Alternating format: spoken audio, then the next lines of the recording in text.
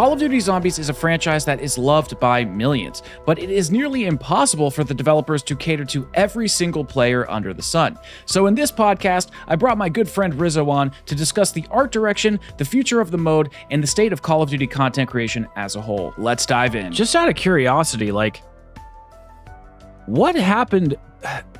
There was this escalation in Call of Duty where we were getting a lot of cool, fantastic art design, and then now we're just in this weird. Not that Cold War was bad or anything, but from BO3 to Infinite Warfare, and I can tell you exactly what happened. Oh, go for it! I'd love to hear your takes. It's cheaper, but that's it, 100%. Well, that makes me sad because part of the reason why. Let's just put a big allegedly stamp on the screen when I'm talking about this so no one gets in trouble. Okay. I don't think anyone would get in trouble anyway, but just in case. Chaos flopped financially and player-wise. That's why it didn't come back. Because, and you would think a lot of people play Black Ops 4, and yeah, it took people a while to come around to Chaos, including me, but it still should have done well. The amount of outsourcing that has to be done for something like Chaos is insane. Okay. Because they can't just reuse assets from other parts of the game, like really old zombies and modern zombies. Everything has to be outsourced because, what can you take from a future shooter like Black Ops 4 so that you can just put on the Titanic in 1912? Yeah. What the hell can you do? You have to outsource everything. And that gets expensive real quick. And then there were those trailers they were making, which... those probably weren't too expensive, but they still were fully mocapped. You mean the music videos and trailers and stuff? Yeah, okay. In the BO3 days, they just reused animations from the the campaign or the zombies cutscenes because all the characters were on the same rig, and they could just do that. But for I believe Mad Hatter, Mystery, and I think was there a third one? There was Dead of the Night, and then there was a Chaos, a Voyage 9 hybrid, and then there was the Mad Hatter one. Yeah, I was specifically talking about Mad Hatter and Mystery because they use a lot of custom animation work, which, again, back in the old days would just be reused stuff, like in BO3. But they made entirely new animations for those. Oh, Blood of the Dead. Blood of the Dead had a lot of new motion capture stuff. Okay. And I can't imagine that's too expensive, but it's also not nothing, So when Black Ops 4 failed relative to its budget, it still made money. It still got a good amount of players, but it wasn't the Black Ops 3 again that Activision was hoping for, Yeah. Which is why they allegedly we got an entire year 2 for Black Ops 4 just cut. Allegedly. Yeah, of course. You didn't hear it here first. You heard it here last. And I'm pretty sure that's fair. That's fairly common knowledge at this point. People have been saying that for years. There's supposed to be 2 season passes, which I actually don't know if that's true or not. That would be fucking outrageous if it was true. But knowing Activision, it probably was. Jason said it in one of the interviews. They were doing I think it was for Ancient Evil. They had one of those seasonal dev updates, and him and Craig were sitting there, and they are hinting this is the last map for this season, and they say how they want to have their cake and eat it too and have a bunch of mini cakes. It was actually a pretty funny clip. And now in retrospect, it's even funnier. Yeah, but also sadder. Well, it makes me wonder because everybody knows that game dev is tumultuous. I don't think that's a secret. But what I am curious about is when did it happen? Because they were getting ready to release Ancient Evil, and they were out publicly saying this is the last map of this season, and here comes a whole new ether content down the pipeline. I just wonder. Was it a couple weeks later when they're just you know what, this isn't working, it's done, you guys are moving on to Black Ops Cold War or whatever? It seemed all so out of the blue. I know people hated it, but I genuinely wonder how bad Black Ops 4 did to make them reconsider not only the future of that particular game during its life cycle, but also reconfiguring the entire zombies mode as a whole. That I can't shine any light on, unfortunately. I don't know. I Yeah. know very little about what happened behind the scenes of Black Ops 4. All I know is that it was a mess. I've heard some That's things. very true. Yeah, I've heard some things. I can't get into it just because of like private, people have told me stuff. But yeah, it's just Of course. I just still like there's so many questions I have. Like I wonder how the hell it just all fell apart so rapidly. Because well, I won't get into this too deep, but like I was looking at Reddit the other day. I don't know why I was doing it. I don't know why I hate myself, but I was doing it and I found this funny thread that said BO4 is peak and the downfall of zombies has come from rejecting it. And this guy like laid out a couple like interesting designs about how the community thinks like zombies is too easy and BO4 was too hard and people were picking it apart. And anyway, what I'm kind of getting at is to like what did you think of this transitory period that was BO4, going from what is considered the classic zombies from World of War to BO3, transitory period from BO4 to like kind of what we have now. What do you think about that entire transitory period, to be redundant? Excuse me. I think BO4 is just a poorly designed game in general. Oh, okay. All right. I'd love to hear more about why. The perk system, while I understand what they're going for, get rid of some of the crutch things, because prior to this, like 3 out of your 4 perk slots were spoken for: quick revive, jug, and double tap. Sure. That leaves so little room for variety. And I get wanting to address that. They did it in such a terrible way, though. Like, if you choose your 4 statues, that's already bad, choosing where the perks are. That feels kind of antithetical to what zombies map layout kind of is to me. But that's just a me thing. I cannot stand the stuff being on the front end. Like, I hated the Ethereum crystals in Cold War. I hate the what are they called in Black Ops 6? The The things you research. augments. Yes, augments. I don't like those. I much prefer when every single game is a hard reset, like the classic games, Yeah. and things like that's why people always call me crazy when I say this, and I get it. It's why Vanguard. Its fundamentals, I think, is my favorite round-based zombies of the Dark Aether saga. Because upgrading your artifact, that's done in game. Getting all your cool new abilities through the covenants, that's done in game. I don't like the front end stuff. I think it's just it doesn't feel right for zombies. Well, obviously Vanguard didn't have the budget to fucking do anything with that, but in Yeah, theory, I like what they were doing. I actually And it don't didn't have armored disagree. zombies. That was good too. I don't disagree at all. Sorry to interrupt. The delay Okay. messes me up. I don't mean to. I get excited. So me both. Basically, like I don't actually disagree with you in principle of the whole Vanguard thing. What I just think the mode was a little lackluster. Obviously, like you said, the budget and stuff had some cool art design, but yeah, you're right. The front end of zombies is strange. It's like, why?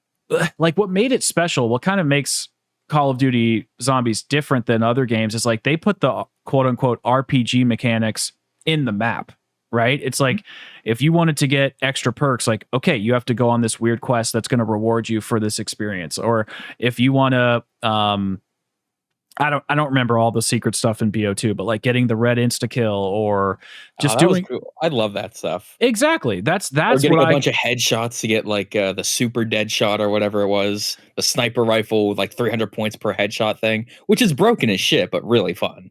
Well, see, I didn't even know that. Like, I'm actually going through and replaying. I didn't play a lot of BO1 and BO2. I'm going through and replaying that stuff right now. It's like, I don't even know that stuff. And I think that's awesome. Like, I can't wait to stumble upon that stuff and unlock it and figure out how I did it, what the theories are, reading old Reddit forums. So fun. Yeah. And so here's my pushback. And I'm curious what you think about this. It's like, I agree with you in principle that the BO4 system was a little whack in terms of like picking your own perks and stuff.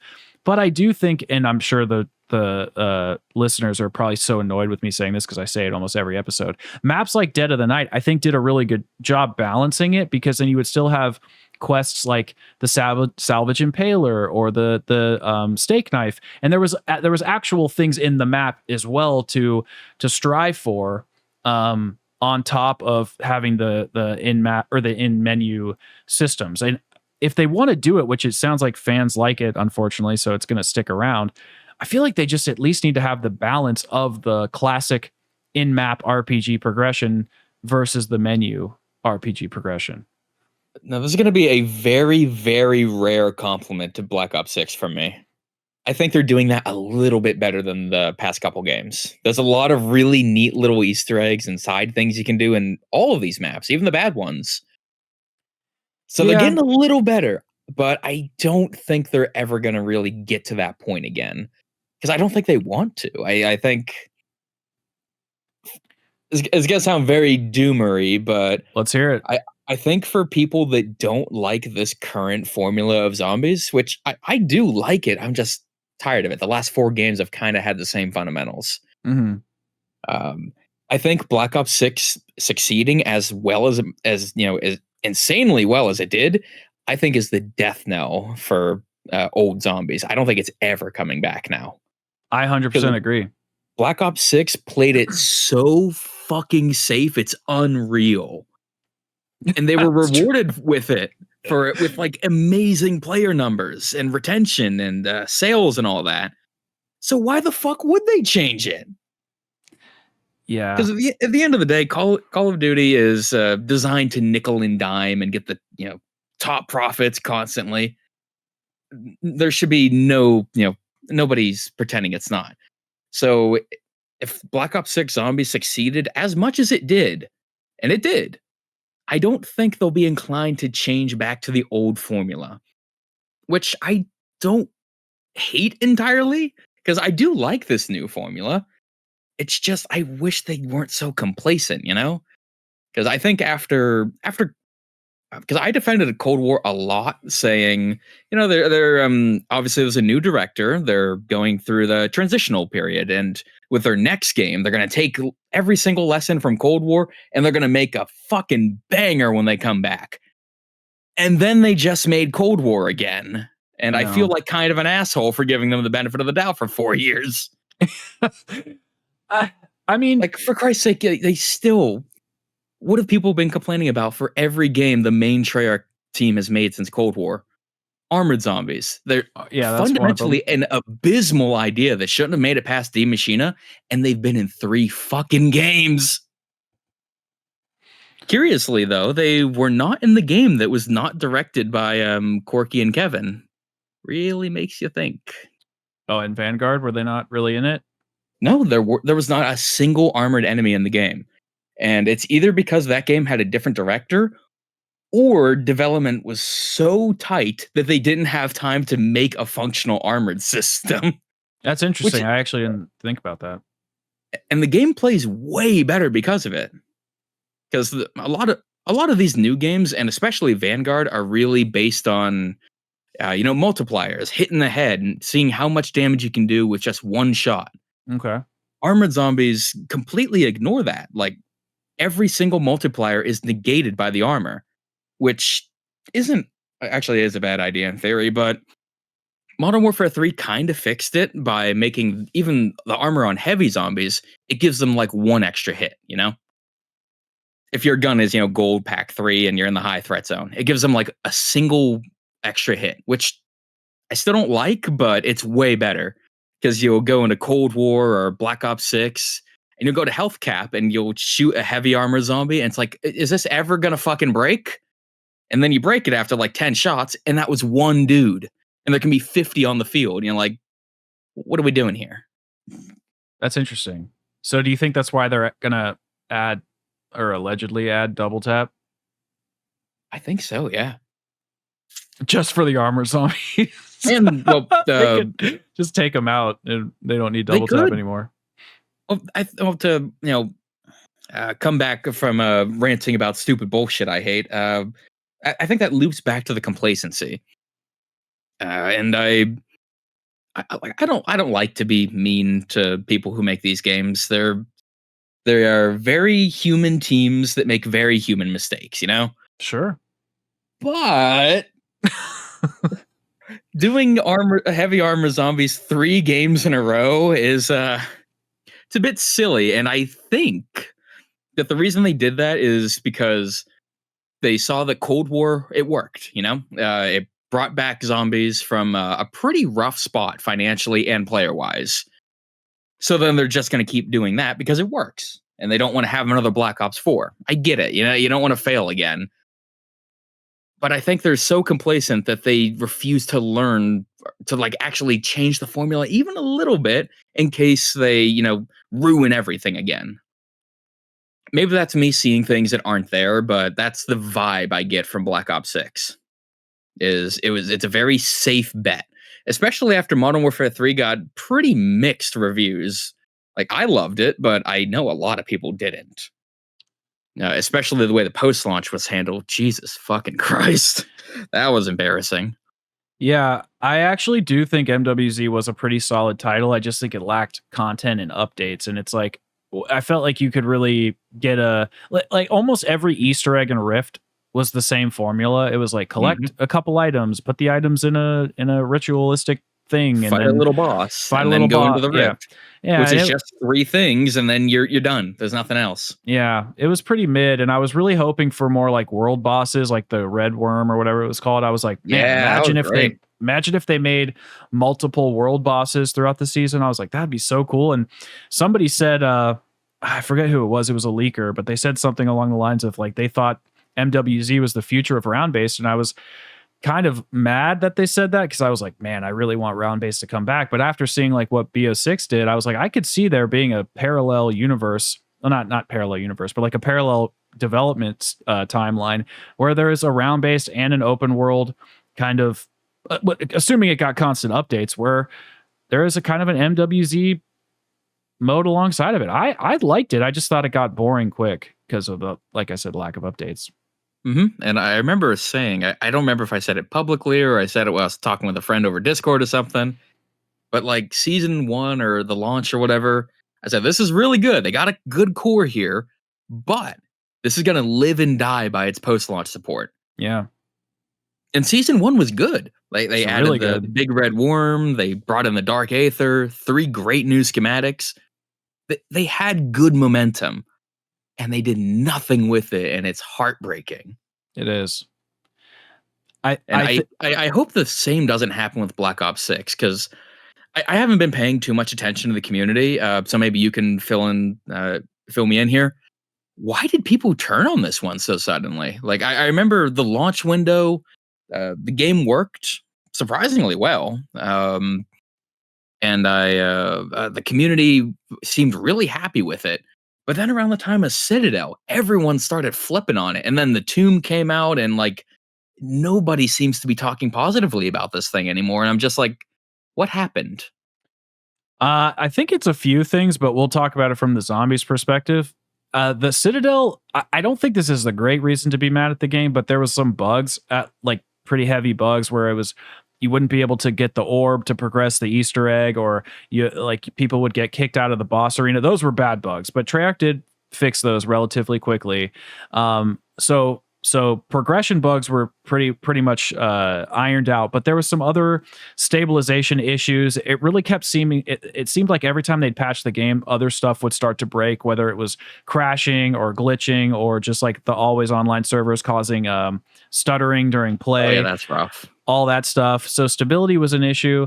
I have other issues with Citadel, which I'll get to in a moment. But then with the Tomb, people were really anticipating a huge, well, first of all, it's like kind of like a 115 day gift. And then we get this gift and it's a small map. It doesn't deliver on any of the huge story beats that were set up in Citadel, which was, okay, we're learning about Alistair Rhodes. I think they mentioned Scarlet somewhere in a radio. Kraft dies. He's Richthofen's son. And then all of a sudden we go to the Tomb and there's like no quotes. There are some. There's not very many character quotes. The map is tiny. The art direction is good, but it's like there's low res textures in places. The story doesn't deliver on anything. The boss fight was the Sentinel artifact, I'm sure, as you know, and people were really mixed on that. They thought it was too hard. That was really funny. So it's just going a weird, from something as awesome as the Guardian and Patient 13, and now we're fighting a mirror. Like it's like a vanity mirror for makeup. It's like I don't care even if it was a great fight. That's just kind of funny to me, is all. It is pretty funny. I actually like the tomb. I think my main gripe with the tomb specifically, and you can tell me if you think I'm out of line here, is the narrative aspect of them not delivering on it. And then with Citadel, my main gripes are the fact that they didn't really deliver on the fantastical aspects of the castle. Like, one of the reasons I love DE is because of all the magic and crap that's floating around you. And in Citadel, they're just like, yeah, no, we're in a castle, but it's like, doesn't really matter that More you're in a importantly, castle. we're on the outside of a castle. I really thought from the screenshots and stuff they were sharing that we'd be able to, walk around the edges like in Horizon Draka, you know? I wished, but that it was like a really small. I don't want to say it's a red herring. I think that's a little bit of an aggressive term, but it was almost like we're in a castle, but you don't really get the full effect of it. We just kind of went into the bowels of the castle, and that was kind of the end of it. Um, yeah, I think Terminus is a really great map. I was just playing it before we started our call, and I was just thinking, like, this feels like the direction Treyarch could have gone, like full tilt, and just made a great, BO6 Zombies experience. But I think you're right. Overall, they're playing it way too safe. They're not experimenting. And then I want to circle back one thing to when you were talking about BO4, and then I'll let you respond here. With BO4 and the safety of BO6, the thing that sorry, let me rephrase this. The thing from Cold War to BO6 and them learning from their mistakes with BO4, the one thing that they dropped that I don't think anybody had a problem with was the art design and the fantastical world building. And that story aspects of Zombies were so intriguing and so much fun. And that's where they're playing it safe, and I find that concerning. The gameplay is pretty dialed in. I know the in-menu stuff isn't super exciting, but the gameplay is pretty dialed in, and I have a good time with it. But the depth of the mode is it's just missing that oomph, that special sauce, or whatever you want to call it. It's just missing a little bit of magic, and I don't know how to get it back. I don't know how they're going to do that.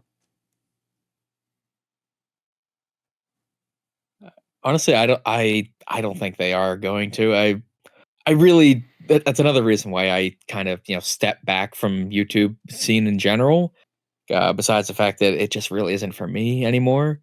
But if I were to do something, because I already said in my Modern Warfare video, I'm not making a video on BO6 because all that AI bullshit. I don't want to support it in that way.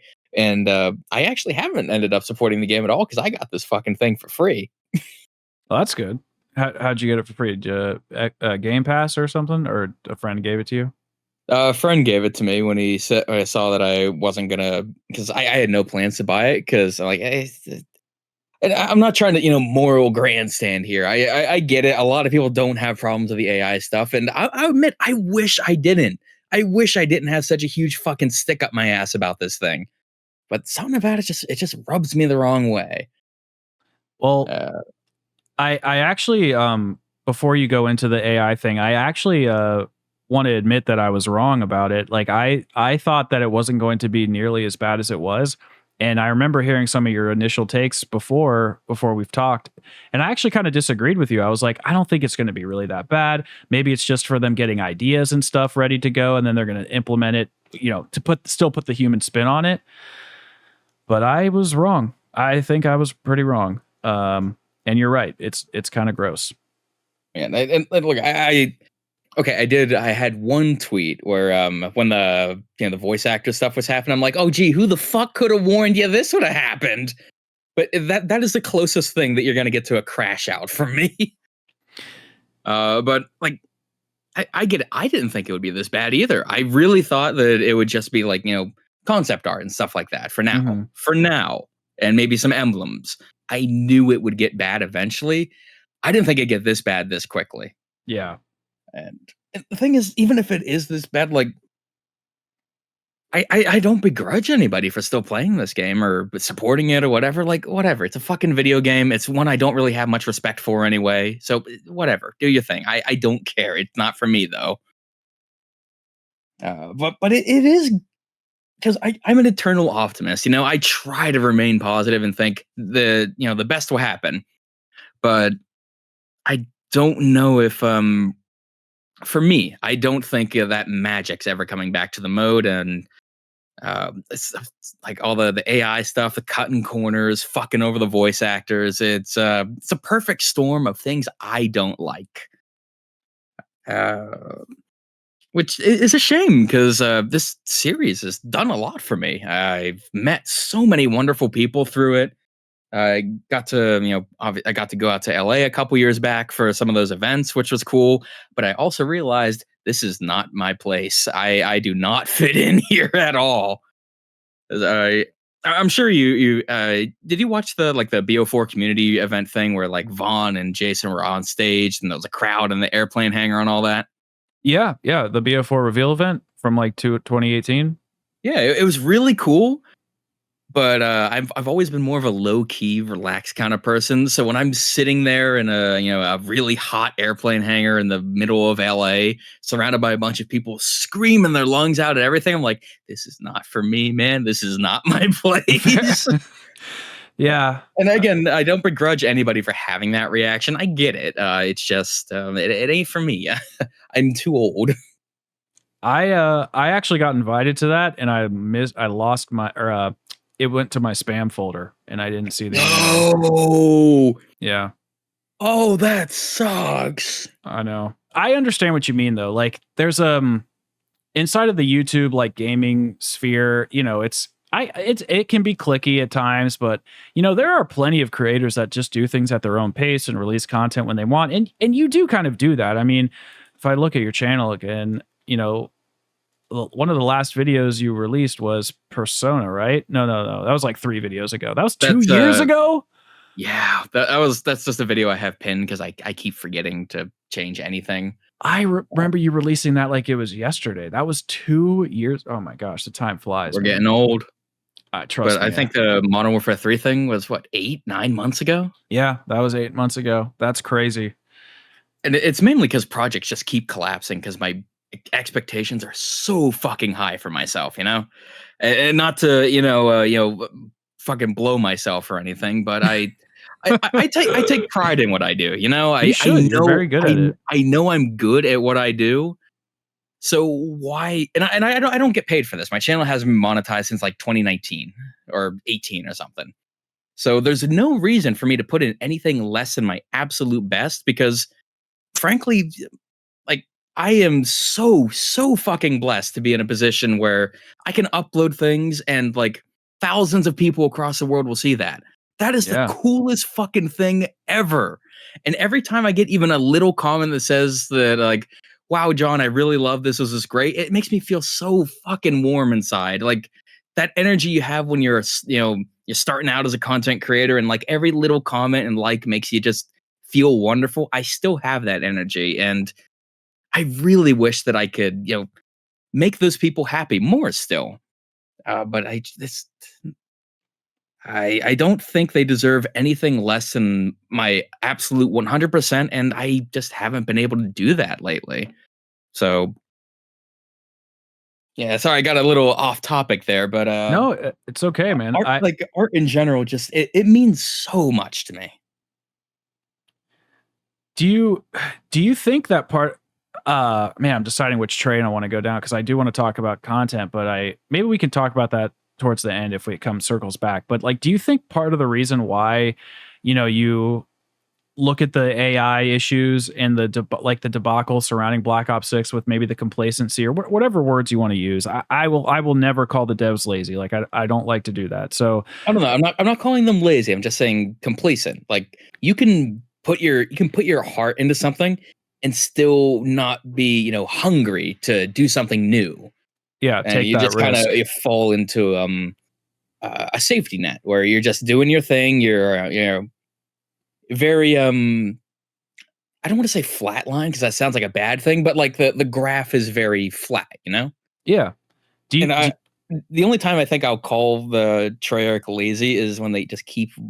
Actually, I don't even know if it's lazy. I think they just might like them, like putting manglers in like 7 fucking maps. yeah, I don't get it. But maybe they just really like them and they're not lazy. I don't know. I never the few times I've gotten to talk with people from Treyarch, I've never remembered to ask that. I genuinely don't understand why they do stuff like that. But I was just thinking, like, do you have, because you kind of know how these tools work. Like, I don't know if you know how to like do game development, but you understand Nope. like this artistic venture that they're going on. You understand how the systems work. It sounds like when you're talking about how they have to like reach out to other studios to help them build out these things. Like, do you think because you have such a deep understanding for this that now that you're looking at the fact that they're implementing AI into their games, it kind of takes away more of that human element, so it kind of pushes you away from a distaste standpoint, or what? I think that's a little bit of it. 'Cause I think it's uh, I mean, I'll admit I'm a little pretentious when it comes to art, but like creation, art in general, all of it is such a human, soulful thing, Mhm. and to just take away like one of the most human things you can do and just entrust it to a machine like that, it just rubs me the wrong way, man. I don't like it. Like, and I know I'm unreasonable to an extent. Like technically, there's nothing. Okay, it's the scraping of other artists for like Mid Journey. That's a huge problem. That is a But problem for sure. if that wasn't a problem, like using it for concept art or something to get something out quickly, that isn't so terrible. But it also is just why not hire a concept artist? Yeah. I know this is probably my most old man shouts at cloud thing ever. Like get with the times, old man. The future's now, but it's one of the few things I won't budge on. I consider myself a pretty well, relatively reasonable person, but that's one thing that not an inch of wiggle room will be given. You use it, fuck you. Well, think about this is actually interesting that you mentioned like systems and art, because it's fine to have some sort of process that you follow. Like it's fine that the devs build out their games. They're like, okay, you know what? We're gonna launch out with this game. It's gonna have 16 multiplayer maps, a zombies map, a campaign, and then in Q1 of the next year, we're gonna release our DLC one or whatever. Okay, fair enough. Like, fine, you can have that structure, but now it is just cranked to overdrive, and it's not like they're even experimenting with the systems inside of those systems. Like before, they would put out Kino, and then 5, and then Ascension, and they would be trying and toying with different things, where now they're like sticking to the same formulas within the maps themselves. And YouTube is very similar in that way, where it's like you have to have your thumbnail and your hook, and like you were saying before, Uh-huh. get your pinned comment ready to go and have all your tags. And it's like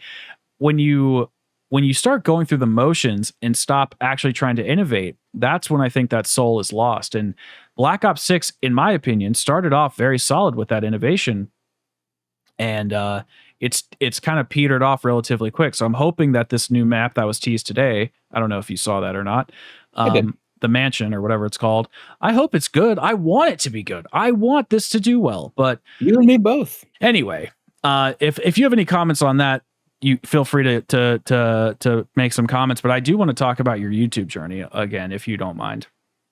Sure. I enjoy talking about it. Well, how did you get into it in the first place? Because if I look at your old content from like 11 years ago, it's looked like you started out with doing music videos, and yeah, it looks like a lot of music videos. And was that your first introduction in getting into it? There is a lot of lost stuff that I like to tout. I am cringe, but I am free. But there's a fucking limit to that, though. Okay. So like some of the cringy, horrible shit I was making when I was, God, I think when the hell did I start? I started this when I was like 16, 15 or something. So, and of course, being the edgy little fuck that I was back then, that is some prime cringe. So there's a lot of lost stuff out in there. That's But on a different channel, or on like hidden on this channel? gone. It's deleted. It's not even private. It's just gone. Oh, well, I am not strong enough to be like, holy shit, that's what I used to be. And I I'm sure people that's could funny. take a look at the shit I post on Twitter now and be like, what the fuck are you talking about? You're just as bad in a different way, which yeah, I guess is true, but it really came from just watching YouTubers. I was really huge into like movies and stuff like that as a kid. So I saw video games, saw people doing their own things on YouTube. I'm like, maybe I can do that too. Cause every kid does that when they're in high school or whatever. Like I can be a YouTube guy too. Hmm. And so I just hit the ground running, doing like, oh, do music videos. I like music, even though I can't name like anything related to music. I don't even know what genres are which. I just like if it sounds good. So I did that, and things uh, actually picked up pretty well. I think it was around Black Ops 3 where things started to get pretty good for me because I was just cranking shit out like almost on the daily, very quick, just go go go.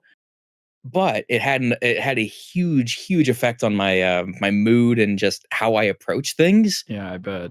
So people who are familiar with my content at that time will be like, "You were kind of a back then," and yeah, I was. And there's no real excuse for it. I mean, besides the fact that I was a fucking kid, or I was in high school, constantly doing things daily, trying to be the cool guy. It didn't work. It wasn't me. So I think it was around when World War II came out because I did plan on just cutting it cold turkey after Final Right came out, and I didn't open Vegas for months, and then Darkest Shore came out, and I got a DM on Twitter from Cameron Dayton saying, "Hey, I can't wait to see a review on Darkest Shore." And I was like, "Fuck, I gotta do something now." Oh, wow. I didn't know that at all. That's so cool. So I was like, "Okay, I'll do this, but I gotta just chill the fuck out, man. I gotta relax and just have fun with things." So I think it was around 2019 or 18, whatever year World War II came out. And since then, I've tried to be way more positive and just chill and relax about things because you get older and like my 30s are coming up pretty quick. I'm already there, brother. It's Oh, it goes by quick. It goes by quick. and of course that's being old fuck. That's why everyone calls me old. And what's the thing them kids say now? Unk, right? Yeah, that's what they call me too. So I don't know if it's an insult or endearment, but I'll take what I I can like to get. take it as endearment. I 'Cause, hope so. the thing that made me see it as a term of endearment, I don't remember when it was. I don't even know if the video's still up. Somebody did a COD Zombies iceberg video years ago, Mm. and somebody showed it to me, like a thumbnail, like a picture of the iceberg, and like deep down on like level 3 of the iceberg was just Rizzo's age. I'm like, that's the funniest fucking thing I've ever seen in my life. Oh, hopefully they never find mine.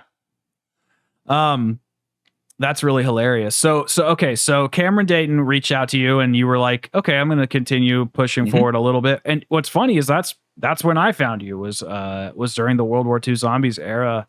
I became a big fan during that period and loved the thumbnails, just loved the videos.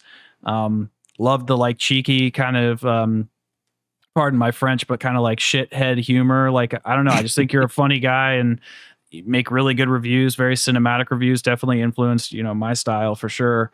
And just making really good content. And the other thing is like your content wasn't always so like it a lot of zombies players are like, unabashedly just Treyarch fanboys or whatever, which is fine. I don't care if they love Treyarch, but you really did you really stood up for World War II. You really did, and you gave the devs the benefit of the doubt. And interestingly enough, I think World War II is one of the better zombies iterations that we've had. I know there's some problems with it, with like the boss zombies, and the story went in a very strange direction that I didn't consider. But overall, I thought it was a lot better than people gave it credit for. Uh, I hate the tortured path, but that's a conversation for another day. I get that one. That one is absolutely you really love it because it did something different, and you got like 3 maps to play, or you hated it because it was admittedly pretty rushed. I I think I can. Yeah, I can talk about this. It's circumstantial evidence. The torture path was supposed to be bigger. There were Oh, supposed okay. to be more than 3 maps. And the reason I know this is because ArtStation years ago, the guy who did the modeling for like the zombies and all that, he had one of a bunch of zombies in a forest, like a flaming inferno forest. And like I've never seen that before. What the hell is that from? So I opened it in a new tab, and the file name said DLC3. I'm like, what the fuck was Oh, that? When I weird. pointed that out on Twitter, it was swiftly changed and no longer says DLC3. Okay. So That's pretty I think cool. yeah, the torture path is supposed to be bigger, more fleshed out, and just DLC time. It's amazing they got it out in general. I think they even said that on that interview I did a few years back, which is still the coolest fucking thing I ever got to do. Yeah, I need to I don't rewatch think that. that is never going to be topped. Just, I remember doing that. How's after I got my second knee surgery, and I was like in the middle of my kit, like because I had to be on ground level so that I could actually walk around and do things.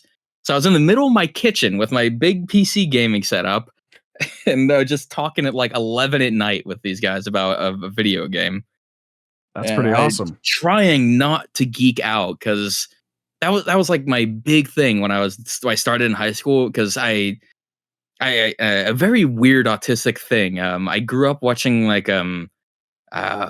whenever I liked a movie, I would watch like every single behind the scenes documentary, listen to all the commentaries, and mind you, I was like 9 when I did this. It's amazing I didn't get diagnosed until I was like 18. The signs were all there. So that was like my big thing. Is like I want to do an interview with guys who like people who have made these things someday. I never really thought I would get it, obviously. Sure. So when I got to do that after both of them left Activision, and technically nobody can say no to them since they weren't under Activision anymore. That's the coolest fucking moment of my YouTube career, and it will never be topped. What really drew you to World War II Zombies? Because not like I was saying before, not a lot of people were staunch defenders of it. It's almost like the black sheep.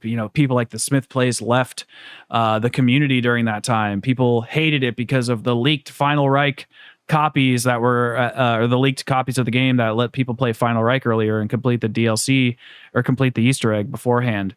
What drew you to this mode? And why did you find that you loved it so much? I the big thing that drew me initially was obviously the tone it was going for, the style. I love World War II shooters, World War II media. It's such a horrifying time in human history, Sure. but it's also one that is endlessly fascinating to study.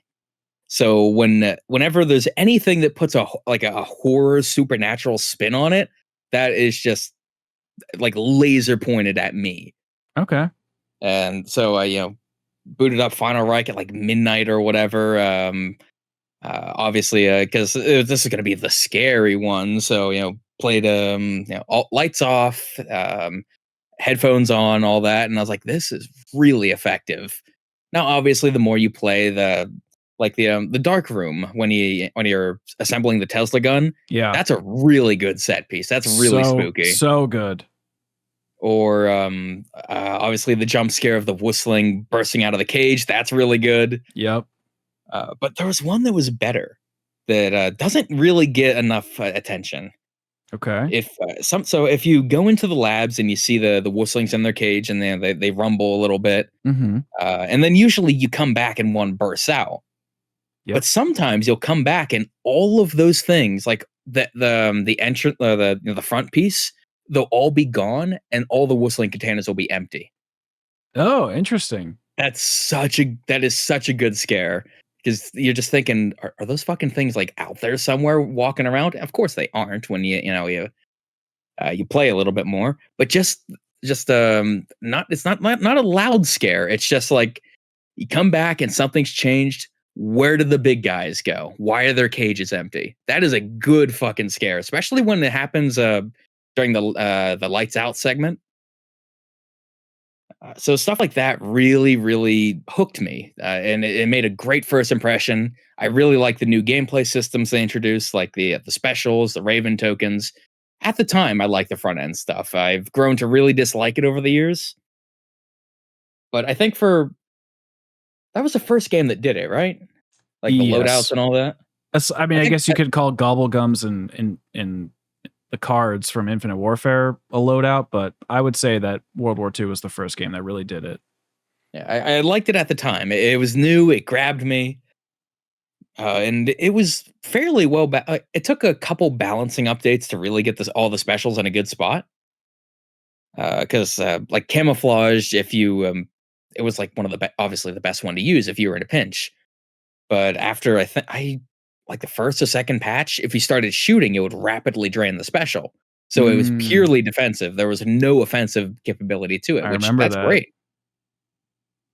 But it took a while for them all to really get there. But it made a great first impression. I love the horror, and then getting into Darkest Shore, I know a lot of people really don't like that one, and I get it. It's a pretty bare bones map. It's clear that uh, there were a lot of developmental troubles when they were making it, but it continued the scare stuff really well. Like when the fog rolls in and everything, the funny fog rolling meme that everyone loves. When the Yeah. fog comes in and everything gets real quiet, and you just hear this clicking in the fog, and then Oh, you like, yeah. and then you turn around and you just see this like mess of limbs just running at you. That is just screeching. That is a great scare. And then it hits you and then like crawls up the wall backwards and into a hole, and then you're just waiting for it to pop out again. That's really great. Which is why I was a little disappointed when they stopped leaning into the horror a little bit with, the Berlin one. What was DLC The 2 Shadow called? Throne. Shadow Throne, right, right. Like, visually, it's really cool. I love all the melee weapons. It's a fun-ass map, and the Stadjäger has a great design, but it's not scary, and that's a shame, because they had something special there. And then Tortured Path and Frozen Dawn moved even further away from the scares, which is it's I'm a little bit harder on those maps, in retrospect. I still think like I can still get a good amount of enjoyment out of Tortured Path. I know that makes me insane to some people. That's fine. Uh, Frozen Dawn I still think is solid, but it's clearly has the DLC 4 effect, where the budget started to run out. People are getting pulled to start work on the next game and all that. It's got that problem. Okay. Like Beast from Beyond, where you could tell the budget was slashed and they had to start pulling people off the game to start prototyping the next one. So what comes out is a little bit undercooked, unfortunately. Such a shame that they do that. Yeah, it was really obvious when they did that with Forsaken. What was and I even though I'm not a fan of Black Ops 6, I hope that doesn't happen again. And I probably will because allegedly Black Ops 7's coming out this year and Treyarch's making it. And we pulled people off this one, but don't worry, the next one will be good. We've been I saying that for know. 3 games. That's I hope that's why I hope that doesn't happen again. yeah, that's why I'm kind of like, all right, guys, if they don't really like turn this ship around, and we'll let me actually write that down so we don't forget, because I do want to kind of talk about the BO6 like redemption arc. But as far as what you were saying about the World War II, I it's funny, I kind of have like a flipped perspective. Like the horror stuff didn't really, it's not, I don't want to say it didn't appeal to me. I really liked it, but it wasn't like, okay, let me try to explain it a little bit better. I think the Final Reich and the Darkest Shore are really good. I actually am kind of a Darkest Shore fan. I think it has problems in the sense that there's no side Easter eggs, but it's a pretty good just like Easter egg playthrough. The boss fight's a little strange.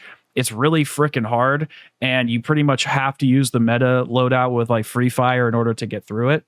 But just for playing the maps as like a Easter egg experience and kind of enjoying the atmosphere, I think they did a really good job, especially the Final Reich. But the Shadow Throne's probably my favorite. I love the main quest. I love the boss fight. I love the set pieces with the blimp shooting down those tethers, those anchors that you have to like charge up, and solving the puzzle downstairs with that secret location. Like I just thought, damn, if Sledgehammer could just do this every time, we would be eating good, as the kids say. Wow, I'm so old.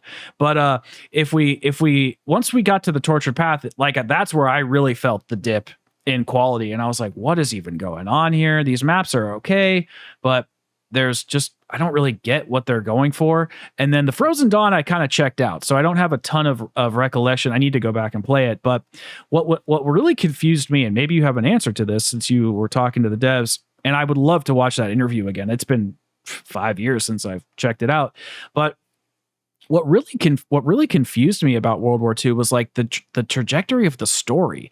It went from this body horror, mad Nazi scientist guy to all of a sudden like the God King and like magic. Well, that was planned from the start, actually. Was it? It was confusing to me. I just did not get it. And you can tell it was like, that's not just them bullshitting. Because some people managed to actually translate some of the lines that the zombies say in Final Reich. Okay. And they talk about a king frozen beneath the ice. Okay. Well, I did not know that. So it was, they clearly had stuff with Barbarossa and the God King planned out from like day one. Did they execute it super well? That's up for debate. Okay. All right. Fair enough. So it was always going to go in a stranger direction. The change in tone, though, there are reasons that happened. Reasons I don't think I can get into on here. Oh, bummer. Unfortunate. Yeah, it's okay. I understand. But there was a reason why the tone changed about midway through. It's not a good one at all. It makes me very mad, but there was a reason. Yeah, that happens. I know that they got I know that Glenn Schofield and that Michael Condrey guy got kicked out, and I don't know if that was around the same time or maybe it was budget cuts. I'm sure there's some reason like that. It's just unfortunate that stuff happens, but I honestly thought it was a solid game, and even in terms of the RPG systems in the menu, it's funny that you say, looking back, you're not a huge fan because of the, front end kind of conversation we had before. But I didn't think that they were super intrusive to the gameplay. It was like, okay, you have your specialist and it's nice to use, but it wasn't something that you heavily relied, at least I didn't think they were heavily relied upon. Maybe in the Darkest Shore boss fight, and those unlockables, the Raven tokens, they were cool. I mean, you got like Mule Kick, and there was like I think a melee one that gave you extra points or something. I can't quite remember, but there was a couple good things, but they weren't so like necessary. Like stuff inside of BO6 that's really frustrating. It's like, okay, I guess I have the speed cola augment that lets me reload twice as fast. But now it's like, or if you want to get to the high rounds, you got to use energy mine turrets. But it's like, why can't Dark Flare now that it's been buffed? I don't watch much zombie stuff anymore because it's just not really my thing. Sure. Donuts is one that I watch all the time though. It does a bunch of like numbers breakdowns. Yeah. And the buffs that Dark Flare got, I think, with one of these recent patches are fucking nuts. So it's actually really strong now. So there's a little bit of variety. Yeah, there is. I get what I guess is what I mean is just, why not have that stuff in game to be rewarded? Like, why can't there be an Easter egg to buff my Dark Flare or to use multiple augments at the same time? Or just, not everything has to be in the menu. There can be that mix. And that's where I think, Treyarch is going too heavy handed. Whereas, because everything inside of the menu you need to rely on those systems to have fun in the game, where I don't think World War II suffered from that problem. You still had the traditional zombie system. Less intrusive than the new game. Exactly. So, but yeah, to kind of go back to the BO6 redemption arc. Oh no, I lost my notes. Where'd you go? Hold on. There they are. So for the BO6 redemption arc, I'm really just hoping that, Treyarch, the Zombies team seems like they've planned out things ahead of time pretty well. It seems like out of all the teams, from MP to Warzone or Camp, I don't know what the hell the campaign team's doing now. They're probably on Christmas break still. But it seems like the Zombies team has really planned out the content season. Like the fact that we're getting another map at season 3's launch is kind of insane. I can't believe we're seeing this many maps at this pace. It's very different to see. And I think the fact that they are playing it safe may kind of prove to Activision that, you know, as long as they kind of keep the war zonification of the mode going strong and they don't take any, you know, and crazy risks, that maybe we're going to get a solid, you know, a decent season throughout the year. Plus, there's going to be a carry forward system, people are saying, with BO7, and you're going to be able to play all these maps with the same systems and stuff. So I do think we will finish if that's strong. true, that is insane. Like, that's really cool. Yeah, I don't care how bad the games get. That's fucking cool. It's kind of the first of its kind, really. You know, I don't think there's really been anything like that before. I mean, Zombies Chronicles is kind of the closest you can get, but that's more like an expansion pack, right? A pretty damn good one. But yeah, I get you. Yeah. So I'm just interested to see how if BO6 can redeem himself, but they really just got to iron out the story and make sure that the gameplay systems are a little bit more diversified, because something that is just so frustrating is playing the Tomb doesn't feel too different from playing Terminus. Doesn't feel too different from playing Citadel outside of the wonder weapons. That's the biggest problem with this new era. All the maps feel the same. Yeah. Except the Tomb. But for one reason you probably won't think. You don't get to use tactical grenades or lethals in that map. That's true, except for the monkey bombs. No, you don't even get to use those, because mimics have a built-in trophy system that wipes them off the field if they get in range for some reason. Monkey bombs don't, but everything else does. Oh, they don't shoot out the monkeys? Yeah, they don't. That's the only thing that you can use. It's weird. Well, I don't know if it's designed like that. I have no idea. That might be a bug, but it also, who knows? Because I played, a friend wanted to play, so I was like, hey, let's play a match. Mimics don't shock you when they bite you anymore. No, they wait, they don't? Or I know they throw you. No, like I think like on launch when they bit you, you got tased, like when you got hit by an Aethys storm. Yeah. Apparently they just don't do that anymore. I don't know if it's a bug or if it's intentional. But if you're gonna get rid of one of the things, get rid of the fucking trophy system. Why can't I use my Casimirs in a round 100 run? What's wrong with you? Yeah, that's very strange. Like, when I obviously I discovered the same thing as you, I was like, why can't I use my decoys? Because I use decoys all the time. But yeah, monkey bombs are the only thing that you can use, unless they changed it, unless they updated it again, and now you can't, which is just so weird, because when you get to the high rounds, like, you need to have a little bit of a buffer from time to time between your Aether Shroud and Mangler Injector and all the big things. Yeah. Wait, I have a quick question. What do you think about the mutant injection? Ooh. It is the worst thing that's ever been introduced in Zombies. I fucking hate this thing. Okay, good. I hate it too. You become invincible during the entire animation, and then you are unkillable for like the next minute. Why? You're not even playing a video game at that point. It's an interactive cutscene, because nothing can kill you, and you're just getting free kill. If you pop it at the right time and the right spawn point, you can get an entire free round in the high rounds. Yeah. It's like, what? I'm gonna, I'm going full angry video game nerd. Like, what were they thinking? Yeah. Like Chopper Gunners kind of suck for that exact same reason, but at least there's, a bit of interactivity. You have to aim around and shoot them.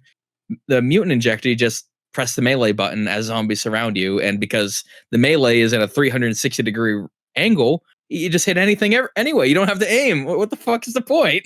Why do they Is it 360? I knew it was I'm pretty sure it's 360. It does feel pretty wide. That's crazy. I hate it. There's I don't know if you know. I know you say you don't watch much zombie content, so I'm not sure if you know who this guy is. But Nova V6. He's a smaller channel. He's like 7K subs. He made a video about it. He's been on the show before. Great dude. But point being, he made a video about the mutant injector, and he made some pretty good points, like talking about like the drop rate and like how, maybe if you collect one that gives you a quarter of one, and you need to collect 4 to get a whole one, and it just made a lot of interesting points that I think are pretty fair in terms of the gameplay. The reason that I mostly hate it is like when I think of mechanics, I try to think of like, okay, how does this relate to MP, or how does this relate to classic zombies? So I'm not just pissed for no reason, right? And I kind of look at the mutant injector or mutant injection or whatever the hell it's called. I look at it as a round robin in a suit. Like that's pretty much what I think That's exactly what it is. and it's just, I guess I can't really be mad at it because I did use round robins in BO3. I mean, I guess, but it just is so mind numbing, and it looked so cool and appealing. And I've said this before, but I thought that they were going to have special mutant injectors on each map. So like the tomb would have. Can you imagine turning it into an amalgam? That'd be fucking awesome. So or cool, an abomination, dude. Even exactly. Like you inject it and it's just randomized, which horrible beast you'll become. So cool. And that's the stuff I don't get. Not this is going to be. I hope there's nobody in the comments that's like, what'd you say about my $1 billion company? You know, that meme or whatever.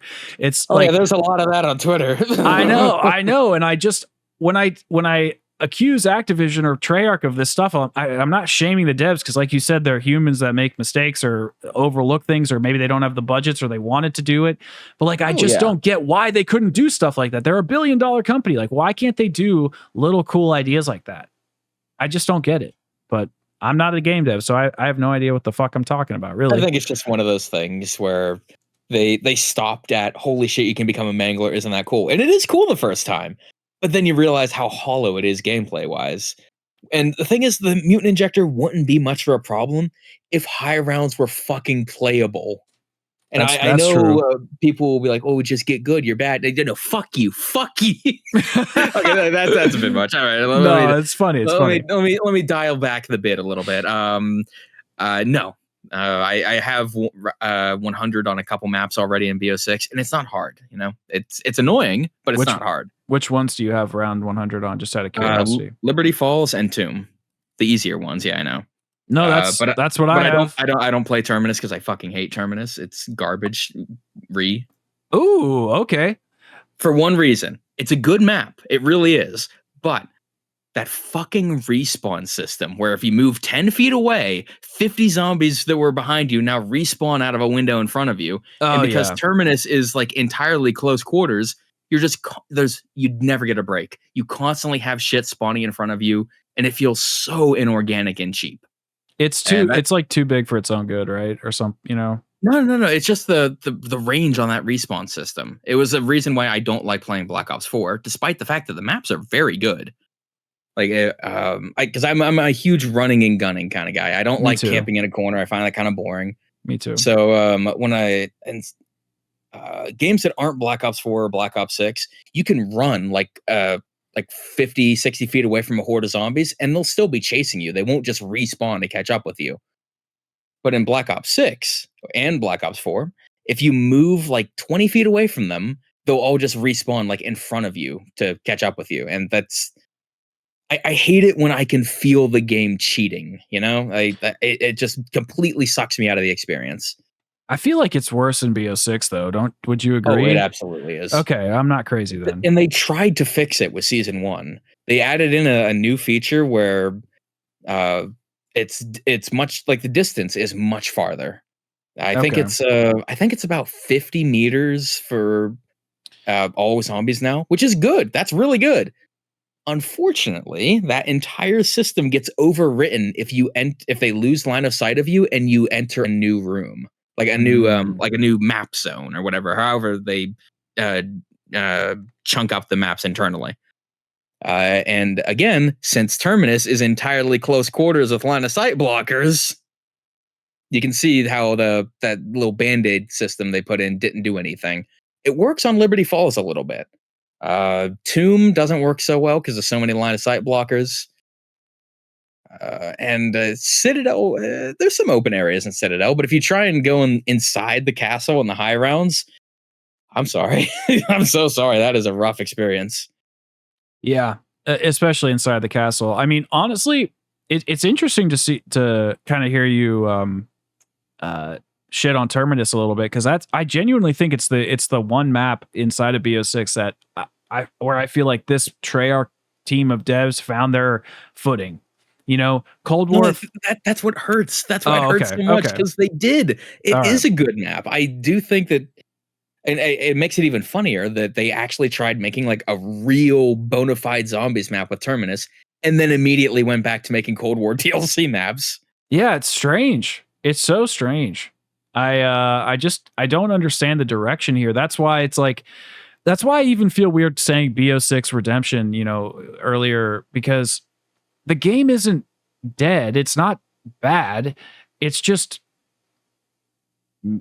like making weird mistakes. Stuff that I would find completely unavoidable in any other game, but I don't know. I don't know if the devs are moving around and not working like it's not the same team or if they have a smaller team. I genuinely have no idea.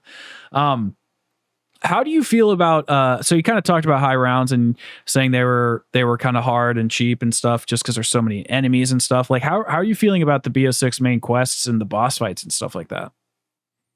The main quests are just Cold War quests again, which were fine in Cold War. You know, where I think that's kind of just where I stand on it in general.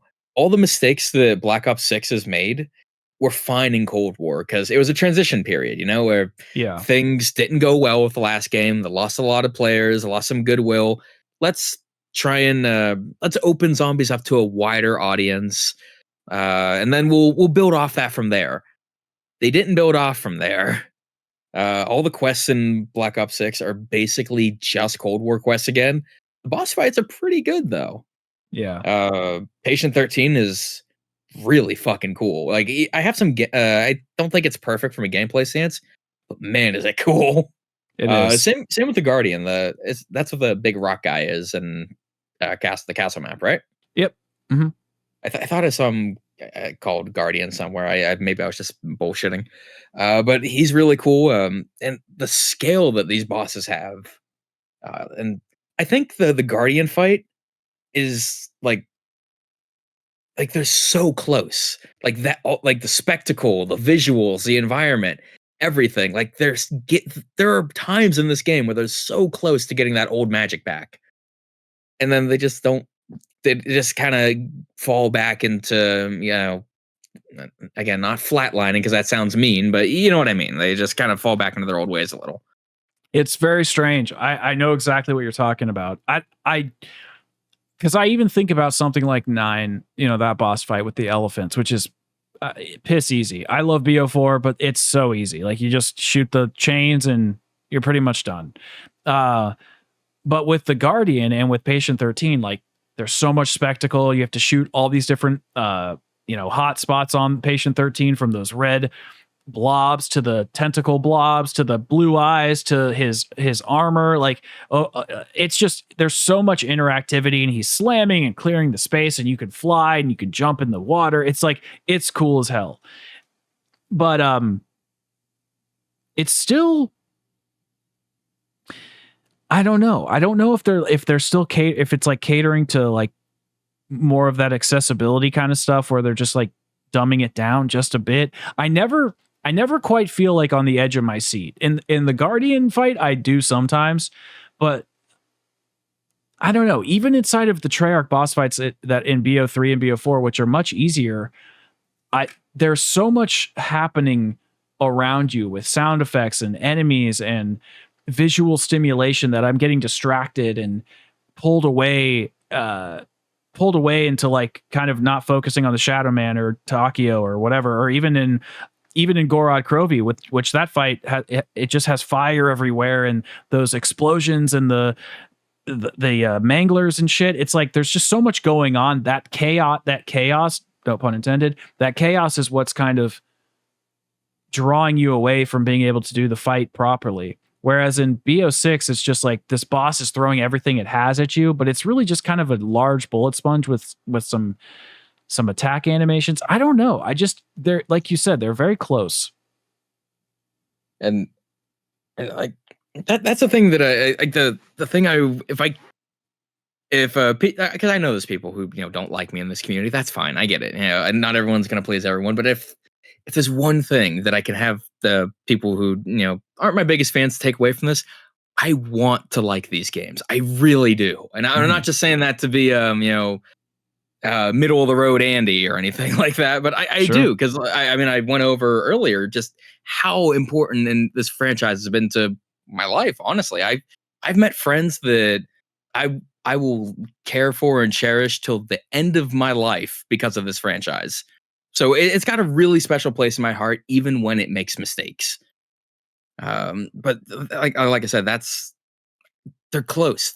There's flashes of brilliance in these new games. And I want to like them more than I do, but I feel like you were kind of right there. They're still dumbing things down a little bit to get that multiplayer and Warzone audience. Yeah. And that's what I was hoping for with Black Ops 6, is that they would stop doing that and just fully embrace the weirdness that is zombies. Yeah. And they haven't done that yet. They do it every now and again with like Patient 13 and the big rock golem thing.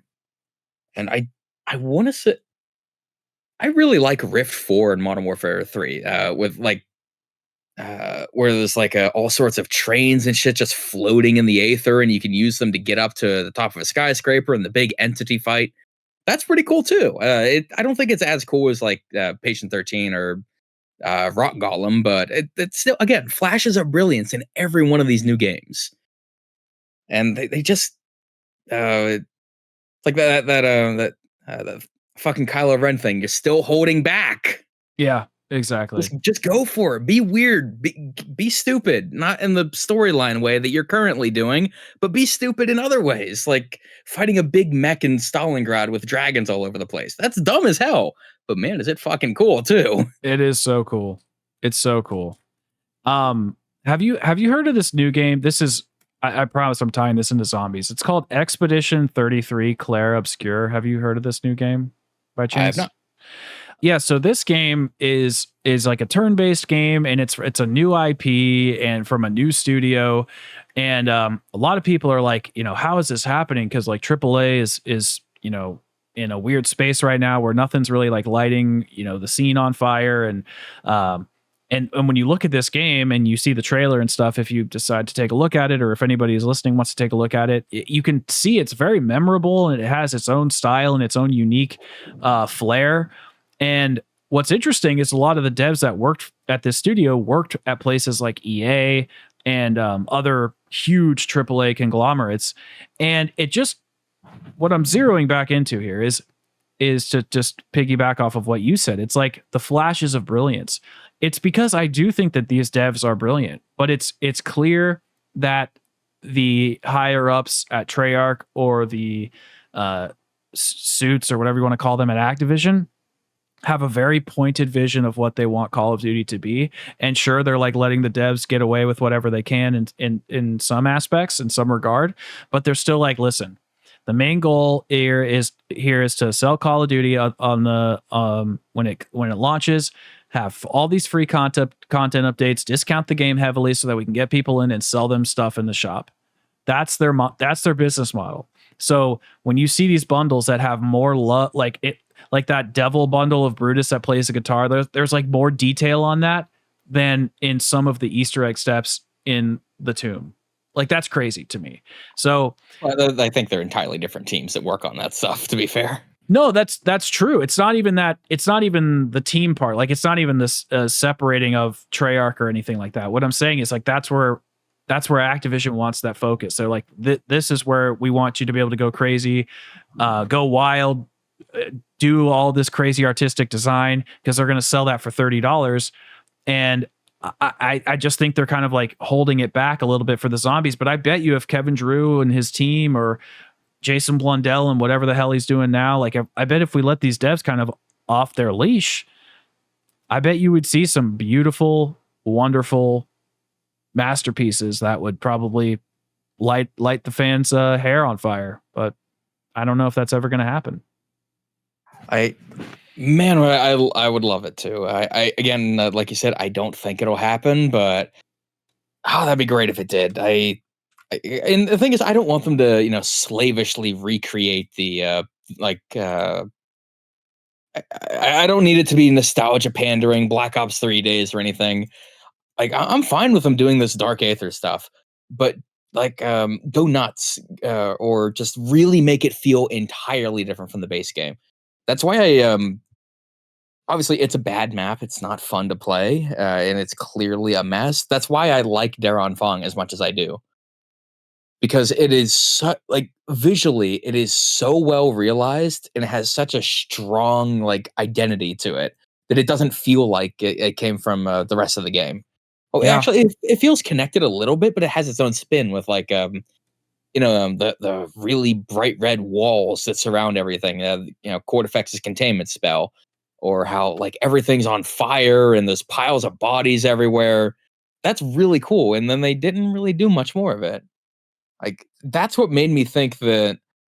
That was the thing that made me think, oh, okay, they listened from Cold War. We're gonna be getting some cool looking shit from here on out. And we didn't really. We get it every now and again, but not often. Yeah. I think they've kind of blown their load on the purple dark aether aesthetic, because now whenever I see it, I'm just tired. I'm so over it.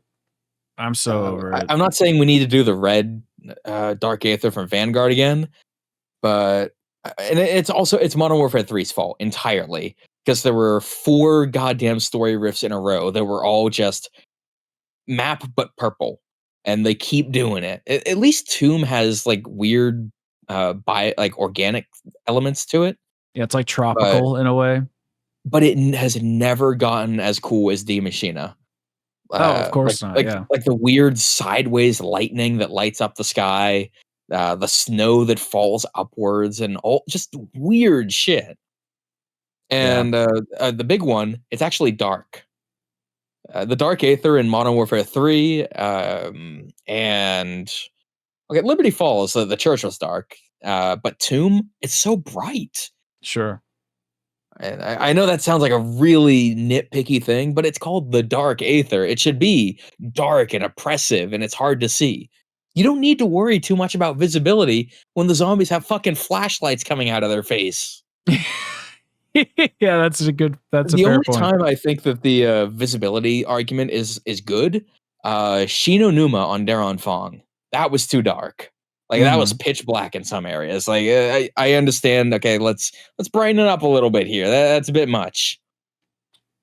Did you say Shinonuma inside of Daron Fong Yes, specific? because Yeah, the yeah. actual Shino Numa map is pretty well lit, but Yeah. still got some good mood to it. You're actually right now that I think about it. The Shinonuma inside of Daron Fong, it's pitch black in some places, like so dark. Like I have gotten caught on shit before because I couldn't see where the hell I was going. Yeah. And they're like, fine, I'll boost my levels up. Jesus. Yeah. Yeah, I mean, I actually agree with you on the Vanguard art design. I don't even hate the way Daron Fong really looks. It's just kind of small and doesn't really have much of a layout design. It's just kind of a space that you teleport around, which is okay, I guess. But I mean, I even thought the perk system was cool inside of Vanguard. I just wish that the perks, the upgrades There would have were actually 3 done of stuff. us. Yeah. Yeah, that's the big one. Like plus 10% reload speed. All right, that's exciting. Yeah. Because if I'm just gonna get to where I'm supposed to, like, if I just am buying speed cola 4 times to have speed cola, well then who cares? Like it should have an augment attached to it or whatever. So there's stuff that game did that was that gave me some hope. But again, it's just like they look at the previous game and they're like, oh, fans hated it, so we can't do anything at all from it. But I also think, and this is a problem from the community specifically, if we're bitching about everything, then Treyarch's never going to know what to take seriously from us. That's why I try to be super honest with not that I'm not saying people are lying, but that's why I try to be very honest about stuff I like. Inside of the Tomb, I liked the boss fight. I liked the eye staff upgrade. I liked the art design of the map. I actually think it's a fun map to have gameplay on and just to kind of chill and kill zombies. I think the quest is actually enjoyable, but there's no narrative. it's a smaller map, and I think they kind of let us down without having a good intro cutscene and stuff like that. So it's like I'm going to tell Treyarch where I think they failed, so that they don't do it again. But I really want to praise them on the things that they did do well, because I want them to elaborate on it, or build on it even further. Yeah, I can't even imagine the situation, because you have like, and you're looking for criticism of like, okay, what do we do in the next map or the next game or whatever, and it's just discordant screaming over the tiniest little things, and it's hard to get a beat on anything. I don't envy the position they're in at all. Yeah. Uh, but they do listen sometimes. Like they've made good adjustments even in games I don't like. Like uh I can't think of an example with BO6 because I haven't been keeping up with it too much. Like I'll play the maps when they come out, because like I said, I am an eternal optimist. I always like the like, okay, the last thing wasn't good, but maybe the next thing will be good. And I've been rewarded for that mentality many a time. So I still have it with zombies. So like every time a new map comes up, like, all right, let's play it, give it an honest chance. Maybe I'll like it. You know, maybe it'll be an absolute banger, and I'll be like, holy shit, I can't stop playing this. Hasn't happened yet, but it always could. Mansion could be that. Who knows? Yeah. They just need to add more map depth. I mean, even though you said something earlier about like there are rewards in these maps and stuff, like with the side Easter eggs, but I would argue that the side Easter eggs are just they're just not very this sounds so silly because it's just kind of the same argument over and over again, but it's just they're not very purposeful. Like I'm glad I can get an extra perk. Like that's good. I'm glad I can get an ether tool. That's good. But I'm just going to buy that anyway. Like I'm going to earn enough salvage or enough points to eventually get all the perks on the map. So it's not necessarily as rewarding. And I do genuinely think that side Easter eggs are meant to give you a boost on something that you can't get in the game. So bingo. So 100%. They need to elaborate on shit like that, I think, to make the map or the mansion more exciting, as well as the storyline. And if they could just do more creative stuff with the story, give us better rewards for the side Easter eggs that push us past those thresholds, I think BO6 could be like a top 3 zombies mode of all time. But we'll see. They did do that one time with Black Ops 6 so far. Golden Armor and Tomb. Yep. That is a great side quest. It's really fun. I think it's the appropriate levels of difficult for such a great reward.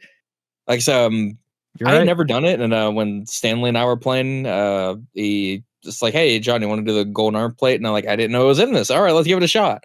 And holy shit, that it was really tough, but man, was it fun, because we were stupid and we did it on like round 35 when the zombies are hitting for 75 or whatever. Yeah. But man, was that cool. I've done it a couple times since, and it is like the perfect level of difficult for the level of reward that you get. I really hope they keep doing stuff like that, because that is not, of course, don't put golden armor in every single map because with that exact quest, because then you make the tomb less special. Exactly. Do something different. Like I don't know what you would do. Maybe like something that for the rest of the match you get a significant cooldown to ammo mod uses. I don't know. I'm not the game designer here. There are much more creative people than I. You're absolutely right. I mean, even a perfect way to add ammo crates or double tap was like something with the silver bullets in Dead of the Night. It's like little things like that just make maps a little bit more special. You know, we don't necessarily need an ammo crate in Terminus. Like what if there was like an armory for the soldiers that lived on the island? Like, just have cool. I just don't understand. Narrative is so important, and a lot of people are like, "Oh, I don't give a shit about the zombie storyline." I'm like, that's fine. Maybe it's not your cup of tea, but the narrative informs the gameplay systems. Well, they inform each other. So having the silver bullets inside of Dead of the Night makes killing the werewolves that much more exciting, because you're like, oh, that's pretty cool. That's like the old myth, right? Of shooting werewolves with silver. And we could do unique stuff like that inside of the Dark Ether, inside of Terminus and Liberty Falls, just having a specific narrative gameplay elements that just make that map special, even if they're overlapping from map to map. Just catering the art design and the presentation of these gameplay mechanics to make them feel a little bit more unique and special, I just think would go such a long way. And that's what Blundell and Zelensky were really good at. And again, I really hope they get that, because you're right on the money there. Everything should it should be a symbiotic relationship. Everything should, work together to create something bigger. Yeah. Whereas with the new maps, and it's not just Black Ops 6, it's like Vanguard, Cold War, the Modern Warfare 3, yeah, the big open world one. I don't know if that really counts though. It's a weird one. It feels like they have a map, and then they have a team that has a bunch of cool little ideas, but then they don't all work to get, like, all the things don't work together to create something really, like a real feeling environment. Yeah. It feels like a multiplayer map with a bunch of cool things on it. And I don't even say that is like I've made this joke a couple times, how we're in the quote unquote skin suit era of zombies. People did not like when I said that, so I'm going to say it more. But I don't even mean to be mean when I say that. It's just that, like, Liberty Falls doesn't. Oh, mic fell. Liberty Falls doesn't feel like a zombies map. No, it doesn't. It feels like a multiplayer map with some cool zombies things in it. Mm-hmm.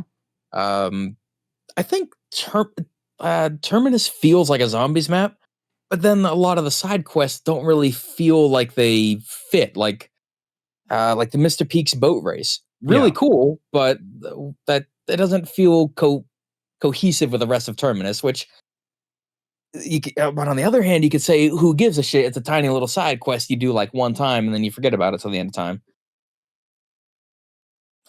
So it's tough. It is a tough thing to balance, and I don't envy the people who have to do that. I agree. Especially with how likely overworked they are, with how many maps they've been pushing out, and Jesus, I don't. I feel for them. It's not easy, but at the same time, we've been in this era for 5 years. Come on, guys.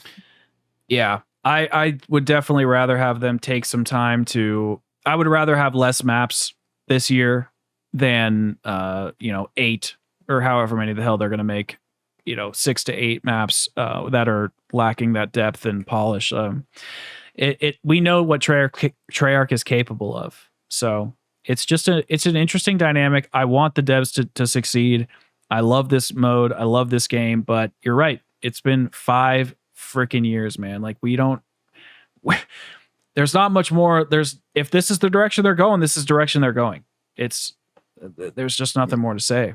Yeah, and that's brings up back to what I said earlier about how Black Ops 6 success, I think, is a really bad sign for people who want zombies to be have that aura or feel that it did back in the old days. I agree. Like we were talking about the side quest, and like everything feeds into each other to create this like wonderfully realized environment. I think Black Ops 6 succeeding is a really bad omen. I think it's time for people like me to kind of hop off the wagon, so to speak. Like I check back every now and again whenever there's a map out, and like, okay, maybe this one's good, but I'm not really. I'm just I've accepted that I think the old zombies that I loved, it's gone, I think, and it's been replaced by something that it's still good in its option. It's still good in its own right. It's just not for me, I absolutely agree. I made a video reacting to Tim Hansen's video a few weeks ago, and I basically titled it in quotations as like a joke. Call of Duty Zombies is dead and Black Ops 6 killed it. And in the video, Tim Hansen's like, zombies is dead, blah, blah, blah. And I'm like, yeah, it kind of is. Like, the zombies from BO4 before, that's gone. Those devs are gone. These new devs have a new vision for it, and it's changed, and it's built kind of on those same bones, but it's just different. And I do love it. And and I still want to make content on it. I I probably will build a second channel doing more like variety games and stuff. But I still have so much to say about Black Ops 1, Black Ops 2, Black Ops 3, because there's a lot of games I actually didn't sink as much time into as I did with BO4, World War II, and Infinite Warfare. So there's a lot I still have to say about the mode, but once I kind of get all that out there, if Treyarch maybe hasn't really like taken a turn in the direction that I personally want, then maybe it's just going to be one of those modes that I come in from time to time and like, I love this. I still want to honor it and play it and like check in and see what's going on. But maybe it's something that I won't continually make content about if I don't have something to say about it. Cause like, I love this relationship that I have with YouTube where I'm making videos on things I'm passionate about, but I can't be passionate about something that I don't feel passion inside of. And that's where I kind of get confused with BO6. It's like, it feels like they love it. The devs love it, but then it also feels like they're holding back. And like, I don't know how I'm supposed to do that dance. It's kind of confusing. Well, I mean, the simple answer is you don't. Well, fair enough. But again, I'm just saying, ideally, in a perfect world, you just say, well, I don't want to. But this is not a perfect world. Definitely so, not. There's like, it's hard to walk away from like from a thing where you have like thousands of subs and you have a community and just kind of push it to the side a little because you're not super into it. It's why when I know when YouTubers like Tim Hansen makes a video saying Zombies is dead, and then people on Twitter fucking latch onto his goddamn throat and rip his larynx out just because he didn't like a video game. It's like, I mean, it's funny sometimes, but also chill the fuck out. There's it's both and right. And I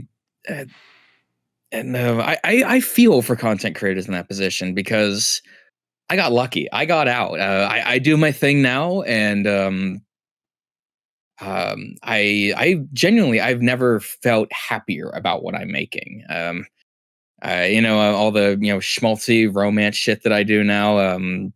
It's probably super cringe to people. I've gotten some very very colorful DMs in the past. Oh shit! I didn't know that. It mainly happened when I started transitioning away from that kind of stuff. But there are very colorful words thrown in on the messages, and it's like that's kind of disconcerting. But moving past it, I don't feel tethered to zombies anymore. That engagement hit, that initial engagement hit, and losing views and people to talk to, that hurts. That sucks. But when you get over that, and then you find something you really love and something you like speaks to your soul. Like I said earlier, I'm a little pretentious, but I think all artists kind of have to be. When you find something that really speaks to your soul, you find a new group of people that get it and that want to be there with you. And that's why I feel bad for these like Call of Duty and Zombies guys, because some of them, not all of them, I know there's some people that are in the same position you and I are in, where like maybe more specifically you than me, we're holding on because this is special and we want to see it succeed. But then there's there's people who clearly are not happy doing this anymore, and their content has suffered immensely because of it.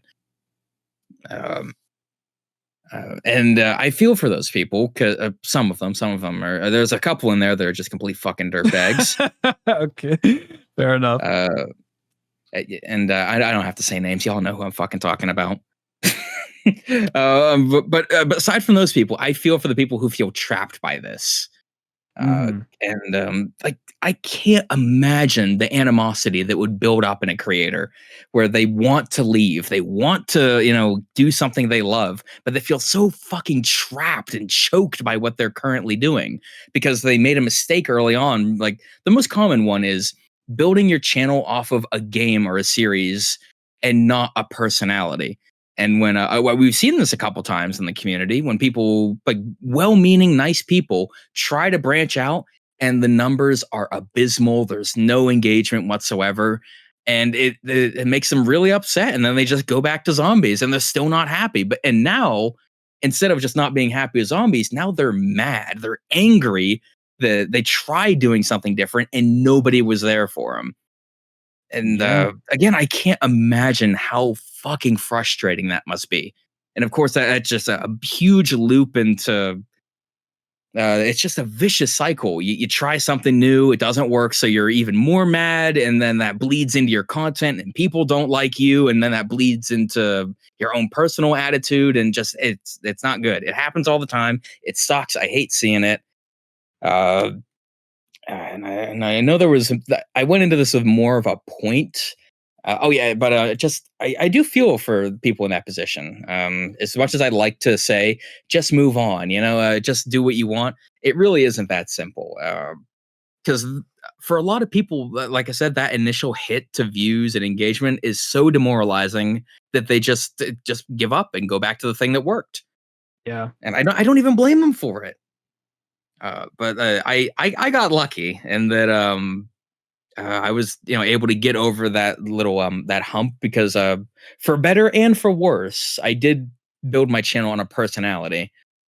Personality that some people like, some people think I'm a complete fucking prick. Well, that's what makes your loyal fans loyal, Exactly. Like I recognize names still from like 7 or 8 years ago. And they're still here. They're still really chill, and we're all having a good time. And I wish that kind of community and just general sense of love and care. I making me sound like a fucking hippie at this point, but I really wish that for everybody who like the people who are in this situation where they don't really like these games anymore and want to move on. I hope they can do that and they can find that success. And I know this turned into a huge fucking rant about how feeling for content creators and stuff, but it's just stuff's just really really important to me, man. I want to see people doing something they love and that speaks to their soul, and people are actually receptive to it. They're happy, and just everyone's having a great time. And I think to kind of draw this to a close, because I know I'm yapping. I even said in my Twitter DM, I am a professional yapper all the time. But I want to see more of that energy in the community. It's not a great place right now, mainly because the games aren't super great for everybody, and then the community's in a pretty bad spot, And I want to see it improve. Like I don't want to prop myself on a pedestal or anything, but I like this little and Stanley has it too. Like this little corner of the community that's pretty nice and receptive. And I want to see more of that, Yeah. Yeah. Well, firstly, I don't think you're sorry for taking that from you. That was I just have a lot to say about this kind of stuff.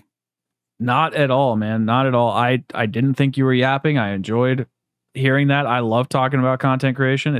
I love it. So, feel free to always to chat about that stuff over here. I pretty much agree with everything you said. I mean, I go through this sometimes, but basically I love zombies, but I also love other games. Like I just like trying new things and experiencing new things. If I had more time, I would cover other games.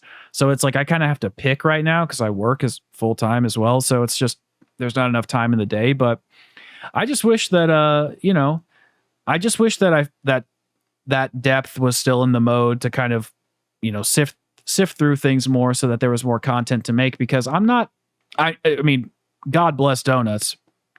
That's not the kind of content I want to make. I don't find it interesting to go through the setups and analyze all the numbers. It's just not you don't find it engaging to have to play it around 55 like 7 times for one video. Yeah, it's just not for me, and that's okay. God bless him for doing it though. Exactly. We need a donuts, and you know what? When I need him and I need a video of his, I know it's going to be there. So it's like it works out perfectly as a. And you're always going to learn something new. Exactly. Plus, he's just a great dude. Suck the donuts, by the way. He's so fucking good, man. I love his content. Such a good guy. So anyway, I feel like we've kind of hit all the topics I wanted to talk about. We talked about AI, we talked about your passions, and we talked about a little bit about rendering. But I just have at the end of every show, like I've said in Twitter, I just have a quick little segment. It's just some wrap up questions just about some zombie stuff, and then lightning round, which is talking about classic versus modern mechanics, and those you answer based off of like a gut response. So the wrap up questions you can kind of take your time if you want to, but then the lightning rounds are a little more quick. Right. So first question: what zombies map or iteration, either or, whichever you prefer, do you hate the most? Fuck. Archon, probably. It's not the worst map. It plays fine. And there can be as fun you can get out of it. It embodies everything wrong with how games are made nowadays, though. Well, Make like, it make it in like a month, give it $3, reuse everything, okay, yeah, that's what and I then thought. just expect idiots to eat it up. You It know, is the lowest that Zombies has ever gotten in that regard. And I hate it for that. what's funny is if you take the screenshot that they sent on like on Twitter or whatever for the promo material, and you just tweak the like either the tint or the warm or cool shader, it literally goes back to Terra Maledicta. Like it really is just a hue shift. It's pretty And you crazy. can do that in game with the color settings. I heard that's so wild. It's nuts. All right. I don't like to use the term, but it is pathetic. Yeah. No, it was. And that was a clear And example of I them don't not even having feel any I money. don't even, that's not the devs' fault, obviously. Yeah, That's exactly. obviously Activision saying, "You have $20 to wrap this up. You don't even get to make a map. Fuck you." Yeah. And you have to pay if you want to have a boss in it, you have to pay for it yourself, or you don't Yep. have health insurance. Okay. The next question is besides Treyarch, well, I think I already know the answer to this, but we'll see. Besides Treyarch, who is the best zombies developer? That's actually really tough. Oh, okay. I thought you were going to say Sledge, but maybe Because not. Infinity Ward has made the best map, I think, and that's Spaceland? Zombies in Spaceland. Okay. That's one that it's like it's neck and neck with Final Reich for me. I love both of them, but Spaceland is so insanely well designed. It's why I every now and again I still boot up my my Vegas file project to work on that review that I was working on in November. Mhm. I don't know if I'll ever finish it, but I do have a lot to say about it. Just one thing. Every single room in that map has a purpose at some point, whether it's a Yeah. quest or it is so wonderfully designed. It's fun, it's engaging. There's so many little Easter eggs. There's always something to do. That map is like, and not even just for the quote unquote off brand zombies. That is just a top tier map in general. But also, so is Final Reich. And Christ, I guess I'm going to have to say Sledgehammer because they have more good ones. Because Spaceland is really, really great. Raven the Redwoods is pretty good, and then everything else is terrible. Oh, I like Shaolin. I think it's a weird I do map, but I do too. like But it. then Yeah. ninjas ruin the whole thing. They do suck. That is true. That's very true. Okay. All right. Well, this is a little bit of a play on that question, which is who would you like to see take another crack at zombies again if they could? Infinity Ward.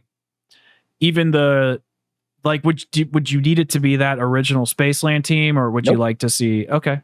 I want to see what's like slow paced milsim focus Infinity Ward can do with zombies. Because I think they could do something really new and cool with it. Something that's way slower paced, is a bit more tactical, and is a bit scarier because of it. Yeah, Like, that could be cool. imagine the Modern Warfare 2019, the clean house aesthetic, or Mm. the NVG playlist and multiplayer that they advertised that was there for like 3 weeks. Like, take that kind of approach, but with a zombies mode that's a little bit slower paced, like the old games, and see what happens. I really want to see something like that. They could call the map NVZ. Oh, that's so lame, but it's so good. It's so Why cheesy. not? Fuck it. Todd always goes for the cheese, so Yeah, all I want right. to see something like that. What is this? This might be a hard question for you to answer because you have a lot of these opinions, but we'll see. What is your craziest or hottest take about COD Zombies? There's a lot. You're gonna have to give me a minute. Yeah, I thought so. I thought so.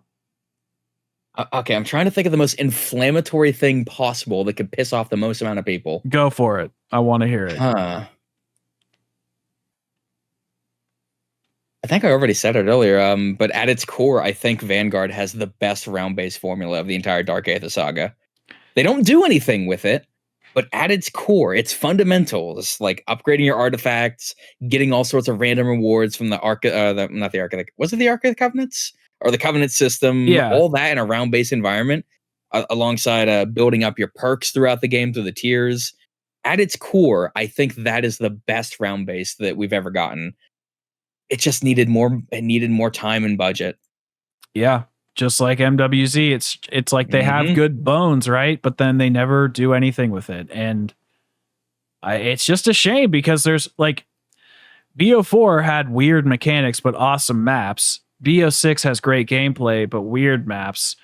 Vanguard had good bones but like a weird It had good roguelite bones, but it system. never. It had good bones that it never drank a single bit of milk in its life, so it just Yeah. crumbled. Yeah, that's a really good way to put it. I completely agree. That old man bones like me. Hey, my bones are older, okay? I'm going to die first, all right? I'm going to die probably in like 30 years. It's over for me. Yeah, but I had a knee replacement surgery before I hit 30, so I think I win. That's crazy, man. You don't have to talk about it, but that is actually crazy. I just thought it was funny as all. Well, Look, it's not something I'm really all that sensitive about. I mean, for Christ's sake, the day I went in, like the day before I went into surgery, I posted that fucking blue Grinch thing saying when knee surgery is tomorrow. why do you have like a condition that you were just like born with, or did you get in an accident? Like what happened? It's just bad luck. I had a degenerative disc disease and a tethered spinal cord when I was in grade school. And I got like no cartilage in my right knee before like in my early 20s. I only was able to get insurance to okay it recently. So are you in pain now? Oh yeah. Damn, that sucks. Yeah, I need another surgery to correct something that went wrong with the last one, but it's fine. Okay. Now we're on to the lightning round. Not so yeah, these are back to video games. So these are more just like your gut question or gut answers, you know, just say kind of whatever comes to your head. All right. And we'll go through them semi quickly. If you feel like you need to justify something, I'm okay with it. It's not the end of the world. So, right. What is the most overrated zombies map of all time? Horizon Draka. And the thing is, it's like my number 3 map, but I think people think it's a little too perfect. Okay. What about? It's really great, but it's not like number 1. What's your most underrated zombies map of all time? Does Final Right count? I know some people like that one, but it's not one I see brought up in the like top 10s ever. It's your answer. It's your answer. That counts for me. Or Dead of the Night. I think people find that one kind of mid. I really love that map. Me too. It's so good. Hell yeah. Okay. Perk limit versus no perk limit. Which do you prefer? Perk limit when you don't have a gazillion perks in the game, like Black Ops 4. And you have a way to actually get more of them, like through side quests. Because removing the perk limit and in its entirety just feels a little lazy. Yeah. I'm not a huge fan of it, but it's much more balanced in BO6 than it was in Cold War. Okay. Shield versus armor. Armor if you don't have to replate. Oh, you're not a replater fan. I liked it in Modern Warfare 3 when it was a second health bar, but Black Ops 6 having it be only a percentage and you have to replate, that's excessive. Okay. It feels like they added it because people said Cold War was too easy and like, oh, let's make you have to hold a button to replate. That'll make it harder. That's what it feels like to me. What about like, do you like the shields for the fact that they had offensive capabilities? Like, do you wish that armor had some sort of... Actually, no, I forgot about that. So I think the tier list, number 1, shields, zombie shields, but they have offensive capabilities. Number 2, armor without replating. And then the number 3 is probably Modern Warfare 3's armor system. And then after that, we have Black Ops 6 armor system, which is just fucking annoying. Okay. Do you prefer double tap or the current rarity system? Current rarity system, but the health is not balanced around it in Black Ops 6. It Which is feels like very everything in strange. it was balanced around a 30,000 health cap, and then they heard people bitch about the COD XP build, and then like, raise it to 50. Can I ask a question? Shoot. How do you guys figure out like how the health works on these enemies and like how do you figure that stuff out? The easiest way to do it is to have an insta kill or use a weapon that's scripted to insta kill, like a chopper gunner. So if you pull out a chopper gunner on round 55, which is the health cap, then it'll be like every time you hit a zombie, it'll be 50,001. Mm, Or let's say okay. you hit him on a like round 30, and it's I don't know what the health number is on round 30, but it'll display that. Same with an insta kill. Okay. Interesting. I didn't know that. At least that's Um, how I do it. There might be some other ways to do it that I don't know. I'm not gonna lie. I've always wondered like how you have such knowledge of the systems inside of the game, and I just figured that you know how to access like the code and files. I don't know. I just always imagined you as like a madman behind the computer, just like unlocking everything. That's like Oh no, my dear, it is a simple thing called autism. okay, fair enough, fair enough. Well, how do you know all this stuff, John? And I just link you the dictionary definition of Yes. autism. There you That's go. really funny. Okay. Um, okay. What perk would you like to see back in BO6, or do you have a new idea that you would like to see? It would definitely be something from Black Ops 4, right? Like there's just so many cool perks in that game, and they just got rid of most of them when that game didn't do so well, and they just put a couple of them like time slip into speed cola. I think Stone Cold Stronghold could be kind of cool to see back in a different way. They did it with Ring of Fire, but Ring of Fire doesn't exist anymore. So I'd like to see that back in a perk form someday. Yeah, I actually agree. I think if they don't bring back Frostblast, I think it would be cool to see Winter's Wail or Widow's Wine or something. I'm But pretty sure Frostbass is coming back. I think there's references to it in the code already. I hope so. I love I that. I thought it think. was great for solo play. But yeah, I would love to see Stone Cold Stronghold. Camping in BO6 would actually be interesting if it was viable. It's just not really. Um, except for on the tomb, but that's a conversation for another day. Okay. Your favorite consumable system inside of zombies, from Black Ops 3's gums to World War II's weird consumable system, or IW, like what did you enjoy the most? Gameplay wise, IW's Fate and Fortune. Balance wise, um, probably World War II's because it's so inoffensive and shitty that I forget it exists half the time. Yeah, me too. Like literally, what was the point? Like you can spawn a max ammo. Oh, okay. Why did you waste time coding? Oh yeah, so you can sell it. You Yeah. fucks. Not Sledgehammer, obviously. That's Activision. I'm pretty sure you'll probably know what I'm talking about, but I don't remember the specifics. That you could have like, what was it? I think you could have like 6 self revives per game, because you could you could have 2 extra from when you go down, but then you have the quick Oh my revive. god, I forgot about that. You know what I'm talking about? Like, Yeah, where you get the little self revives from the zombie crates. yeah, yeah, Oh yeah, that was stupid. yeah. That was weird.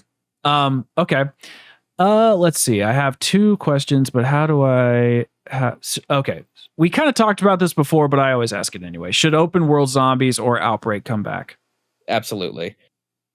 As Do a you have, companion piece to round based, I don't think it should replace it like 100% like Modern Warfare 3 did. I like that they stuck to their guns and didn't just crank out a shitty round based mode like halfway through, like Vanguard. mhm. But I do think that if they're gonna do it, it has to be a companion piece. It can't be at this like it can't also don't make it like Cold War where you have 2 round based maps and then you do Outbreak for like 6 months. Don't do that either. Yeah. Get an entirely separate team that's because Treyarch actually does have like an open world or Outbreak team. That's what they kind of assembled for Modern Warfare 3, which is why it got out so well, at least at launch. So if they Do something like Deadbolt or Outbreak alongside a healthy round-based thing. I think that'd be really good. It won't happen, I don't think, but a man can dream.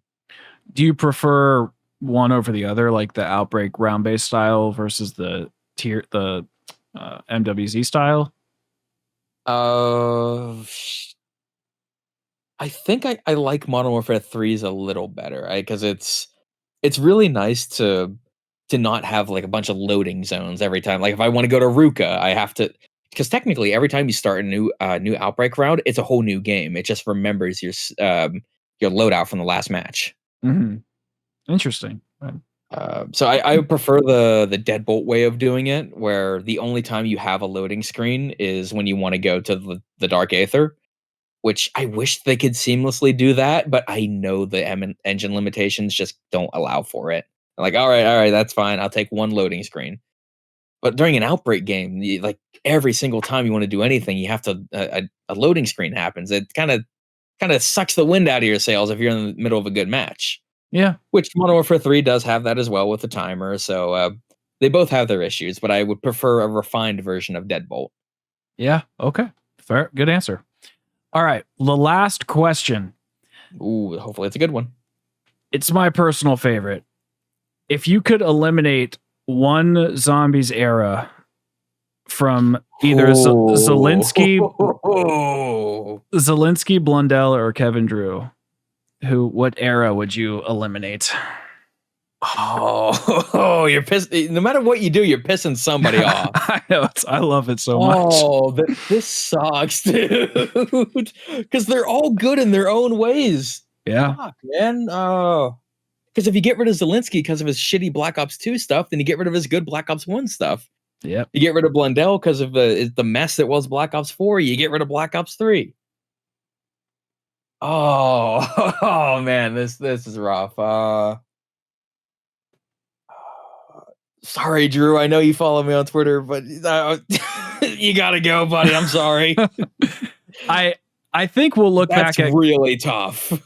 I think we'll look back at Kevin Drew's a little differently once this era is like finished, right? You know, like we'll have all the answers. New director and new gameplay guys.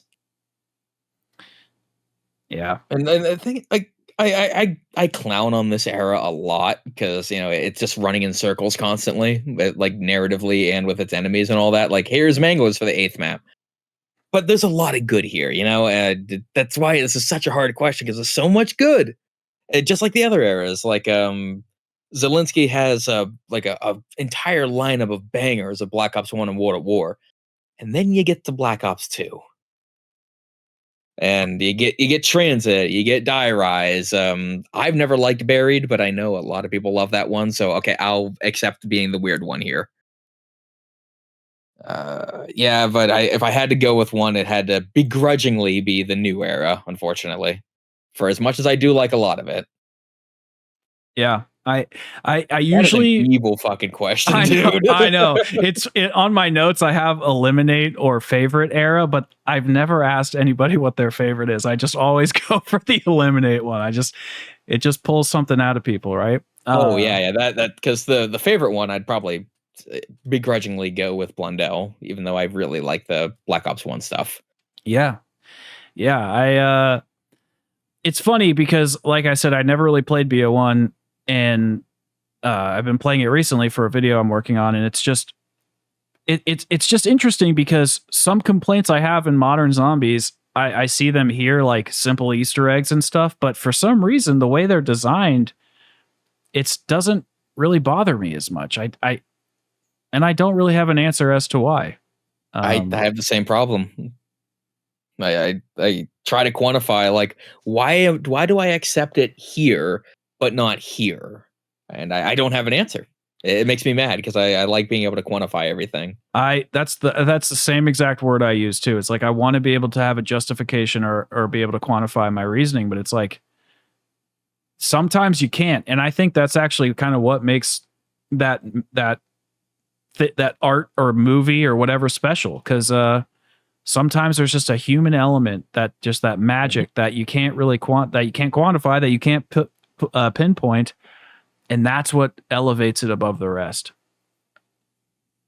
I So think that's kind of indicative of zombies in general. Because if you look at it from an objective point, zombies has always been has some pretty bad design flaws. sure.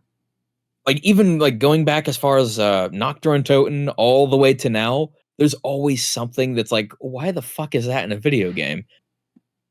But you don't care because something about zombies is just special, and it has like a soul to it that the rest of Call of Duty doesn't always have. Yeah. And I know, people, people outside of the COD sphere will be like, "Oh, these games have always sucked. They're all the same." No, no, no, no, no. They're used to, because I've been playing a lot of the old ones recently. Like, because I had that exact thought. Like, did these games always suck? Was I just a stupid kid? No, these games used to be really fucking cool. Yeah, they really did. And I think that's again, it's a thing with zombies in general. It's just it's got a lot of bad shit, but we just kind of let it fall to the side because the core is so fucking special. And for as many times as there's tried to be competitors to COD Zombies, it just hasn't worked. Yeah.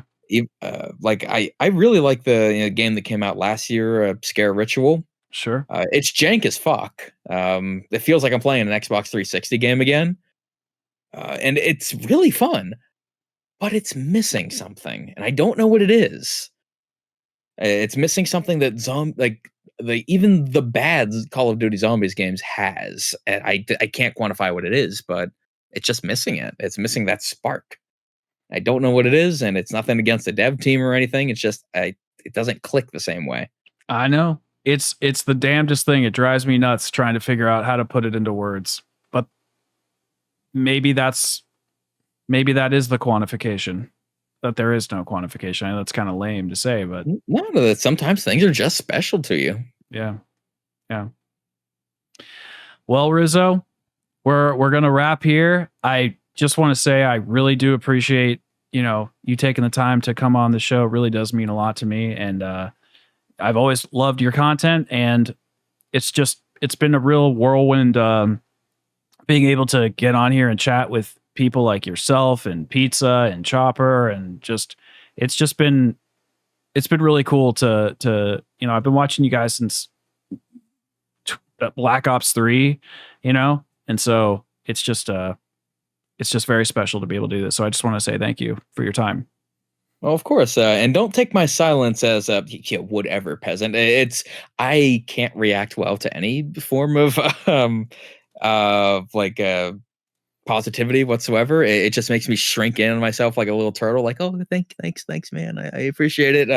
But really, fuck, I'm gonna get on a little tangent again. But really, that kind of stuff does mean the world to me. I still have that little artist, like just the beginning guy mentality, where every single time anyone says anything, even remotely that kind, it genuinely it makes my day. It means the goddamn world to me. Thanks, man. I appreciate it.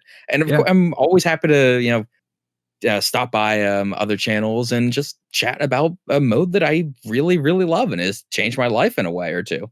Yeah, definitely. And I know you're appreciative. I know it's weird to have people like Glazia on like in real time and stuff. So, but I just do. I'm very grateful. It's as I get older, I don't know. I just want people to know that I care and I respect their time. So I just wanted to say thank you, and thank you all for listening out there. We will wrap it here. Stay tuned for the next episode. We have another great guest coming up, and then we're going to do our first group episode with a ton of content creators talking about lore, gameplay, and all sorts of stuff. So stay tuned for that. Thank you all so much for watching, and we'll see you in the next episode.